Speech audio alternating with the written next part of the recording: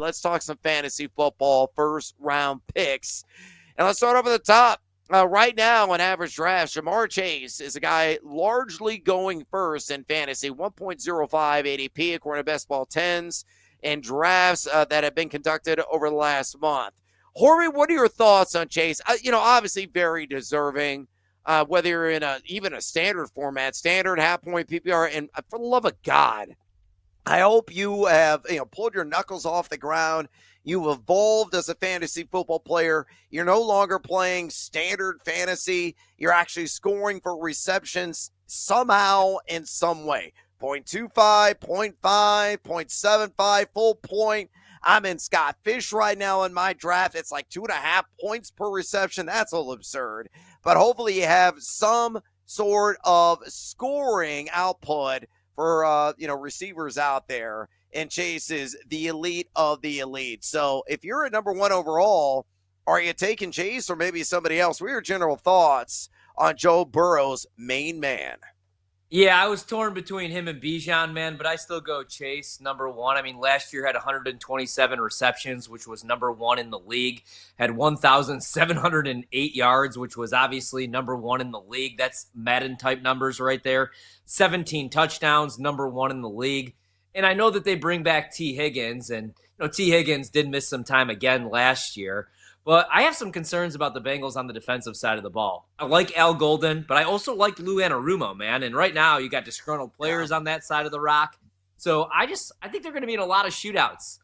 So I think Jahmyr Chase is, for me at least, the pick at number one overall.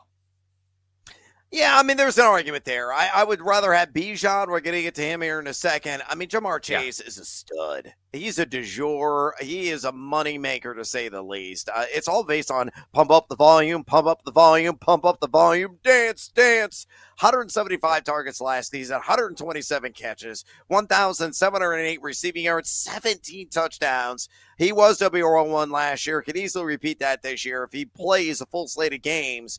Mike Lady, ESPN's got him predicted for 171 targets, 121 catches, 1,603 yards, and a dozen touchdowns at WR1. Middle of the pack, fantasy wide receiver strength of schedule, number 17, 10.3 targets per game, number 9 in air yards last season, number 1 in yak, and love to see that. Number 6 in catchable target rate. Burrow, ultra efficient, slicing and dicing secondaries up, and Chase gets separation. Number 3 in route wins, so no downside for him whatsoever. He's not the L word, he's not the G word, but you're feeling pretty confident in your investment at 1.05 overall. Let's go to Bijan. Bijan Robinson of the Atlanta Falcons, 2.75 is the ADP. Thoughts on him? I think he's winning Offensive Player of the Year in the NFL, and I wagered on that about a month ago. The numbers come down. I got it 16-1. Yeah, luckily Best Ball had second pick, and I did go with Bijan Robinson, right? It's the second year in the Zach Robinson offense. I like him enough. Last year, 1,456 yards on the ground, which was third among all running backs. 14 touchdowns, tied for fifth. 4.8 per pop. I think this year, man, that number could even go up. He could average 5 yards per carry. Also, what he does in the receiving game. 61 receptions last year, 431 yards. Only one touchdown, but he's reliable. He only fumbled the ball once last year. I think he's an absolute stud, and I think this is his breakout year. Not that last year wasn't a monster year with 1,456 yards. I also think Atlanta's going to be pretty good this year. I think having Michael Penix behind center for an entire season is going to help. Last year, Kirk Cousins was a statue. He couldn't move any longer. And the play calling, because of it, was so predictable. Anytime that they were in the pistol, they were going to run the ball. When they were in traditional shotgun, they were going to throw the ball because Cousins couldn't take snaps under center coming off that injury at his age. So I'm high on Bijan. If he's not number one for me, he's definitely number two. Yeah, he's number one for me. Look, I think he is going to be a guy that heading into drafts next year, he's going to be the one-of-ones, period, in the story. I think he is going to be the RB one-of-ones this year. Yes, even ahead of Saquon Barkley. It's so hard to repeat. I don't think it's ever happened in like the last 20 years, the number one repeating as a number one overall, and you even apply that to position rankings, and another rarity. You look at Bijan, Mike Clay got a projected for 302 carries, 1,416 yards on the ground, dozen rushing touchdowns, 63 catches, and that's the key. He is efficient across the board, a scoring duelist. 63 catches, 489 yards, and 2 receiving touchdowns. Had 60 catches last year. The easiest fantasy strength of schedule for a running back. Again, it offers an enormous support for him as the RB1. High opportunity share, around 70% last year. Number 3 in red zone touches. Number 1 in yards created. Number 27 yak per attempt. And he was also top 3 in total missed tackles force. Number 2 was 70 overall. All about Bijan Robinson. Invest in him, and he's going to make you some buckaroos this year. All right, let's go to Saquon Barkley. For the Philadelphia Eagles, 3.53 at the ADP. Are the Saquads got to flex again, Horvey? I mean, I wouldn't blame you for taking him 3rd overall. It just wouldn't be my pick. There's a wide receiver that I would go with over him, and then there's another running back that I'm kind of considering that's a rookie. It's Ashton Genty. I mean, last year, is he going to be able to duplicate that? 345 carries. That was the most in the league. Over 2,000 yards. He would have broke the rushing record if he actually would have played Week 18, but they sat him because they already locked up the NFC and they had bigger things to play for. That's the other concern, man. The Super Bowl run, right? The workload. Also just all the weapons that they have on that side of the ball. A.J. Brown, Devontae Smith.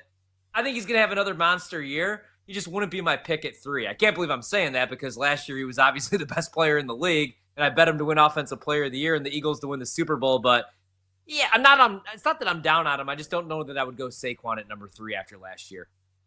Yeah, I think he's deserving of this ranking, but push comes to shove, am I going to invest him at 3 either? Probably not, because, wheels can come off based on years of coming off just such an exhaustive workload, and he had that last year. 345 carries, over 2,000 rushing yards, and 13 rushing touchdowns.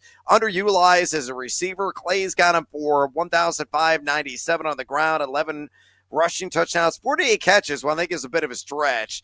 378 yards through the air and 2 touchdowns is his fearless forecast. He's got him at RB2. He is number 2 in terms of the easiest fantasy strength of schedule for running back, so that's encouraging. Opportunity share is enormous, 78.7%. He was number 2 in red zone touches, 70 yards created, 17 yak per attempt, number 7 in missed tackles forced. Again, there's no reason to knock him.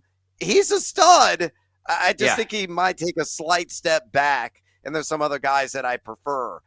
Justin Jefferson's next. 4.11 is the ADP with Minnesota. Any concerns with JJ McCarthy now under center? No, I would actually go Justin Jefferson 3 probably. Last year, 103 receptions, 1,533 yards, 10 touchdowns. Granted, with Sam Darnold, but it's still the Kevin O'Connell offense. And let's not forget, man, nobody thought that Sam Darnold was going to be any good last year. It is year 2 for JJ, coming off that knee injury. What I like about it, man, is I don't know how good JJ McCarthy is going to be. I am a fan. But when you're a young quarterback and you have the best or second best wide receiver in the league, he's going to get double-digit targets every game, even with TJ Hawkinson fully healthy and Jordan Addison still on this roster. I'm a big Justin Jefferson guy, so absolutely. Yeah, rock solid, enormous floor. JJ McCarthy was one of the most accurate quarterbacks at the FBS level a couple of years ago, and I think that's going to transition rather seamlessly. I know he hasn't seen the action in the field, but he knows the system. So, there was a lot of upside there. You look at Jefferson, 9 targets per game last year, number 12 in air yards, 6 in total yak, number 6 in yards per route run, 13 in contested catch rate, number 15 in route wins. There are no weaknesses. He's got the, shiny grill, the shiny chain, and all the bling necessary to shine against the competition on a routine basis. So, totally am buying him at 4.11. Jahmyr Gibbs, 4.260 ADP. Got Dave Montgomery always lurking. What are your thoughts in a run-heavy system there in Detroit? I love Montgomery, man, and I don't think he's going anywhere, especially when we get into the red zone on the goal line or the short yardage stuff. But, I mean, when he missed time last year, man, we saw how dynamic Jahmyr Gibbs could be. I've been a huge fan of his since he was at Georgia Tech. Even before he hit the portal and went to Alabama, I bet him to win the Heisman at like 125-1. Obviously, he didn't come home, but I love his skill set. Last year, 1,412 yards on the ground, 16 touchdowns which tied him for first in the league, 5.6 yards per carry. Also had 52 catches for 517 yards and 4 touchdowns. Pretty reliable with the ball, only one fumble lost. I know Ben Johnson's gone, man, and I'm a little down on Detroit, but not because of Gibbs. Yeah, so I think he's fully, that's where he belongs. Top 5 for sure. Yeah, he's going to be gangbusters this year. He actually was RB1 in fantasy points per game last year. And he could, get back to that level this year and be better than Saquon. I mean, Saquon had a historic season by the Philadelphia franchise log. And Gibbs only saw 53.5% of the opportunity share. And I think that number is going to climb. I think it's going to be more of like 65-35 split with mandatory Montgomery. He was number 3 in yards created, number 12 in yak per attempt, and number 5 in missed tackles forced. Love Gibbs. Last one, CeeDee Lamb, 5.72. Quick thoughts. What do you say? He's going to get the targets. Last year had 152 of them, caught 101 of them, had 6 touchdowns. And I actually think the Pickens pickup is good for him, right? It doesn't really scare. They needed that XY receiver, the bigger receiver, to take away some attention. You still have Ferguson. Yes, I think he's a top 5 pick. Yeah, I think he's going to catch at least 115 balls. I totally agree. He's right there in that conversation. Only had an 86.7 passer rating when targeted. Thank you, Cooper Rush. Last year. That's going to improve, hopefully, with Dak Prescott playing a full season.